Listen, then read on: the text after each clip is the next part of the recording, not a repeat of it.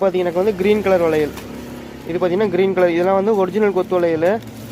இது பாருங்கள், இது வந்து ப்ளூவு, இது க்ரீனு. அடுத்து வந்து ரெட் கலர் ஒன்று வரும். இது பாருங்கள் ரெட்டு. இதில் வந்து நம்ம பேக் பண்ணது இந்த மாதிரி தான் நம்ம பேக் பண்ணி தனித்தனியாக வந்து நம்ம வச்சுட்டோம்னா வந்து கஸ்டமர் கேட்கும்போது வந்து நம்ம ஈஸியாக எடுத்து கொடுத்துக்கலாம்.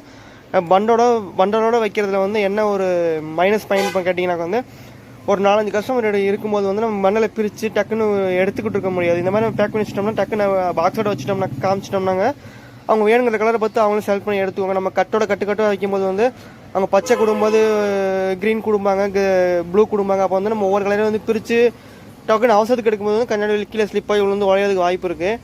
அதனால் வந்து நம்ம ஃப்ரீ டயத்தில் வந்து இந்த மாதிரி வளையல வந்து பேக் பண்ணி வச்சிட்டோம்னாக்க வந்து நம்ம வேணுங்கிற கலர் அப்படியே அவங்க பார்த்து எடுத்துக்குவாங்க. இதில் வந்து வளையல் டேமேஜ் ஆகிறதுக்கு வாய்ப்பு இருக்காது. நம்ம வந்து பேக் பண்ண வளையல் வந்து இது வந்து ஃபஸ்ட்டு குவாலிட்டி ஒரிஜினல் கொத்து வளையல். இது பார்த்தீங்கன்னா ஃபஸ்ட்டு குவாலிட்டி கொத்து வளையல். இது வந்து செகண்டு. இது பார்த்தீங்கன்னாக்கா செகண்டு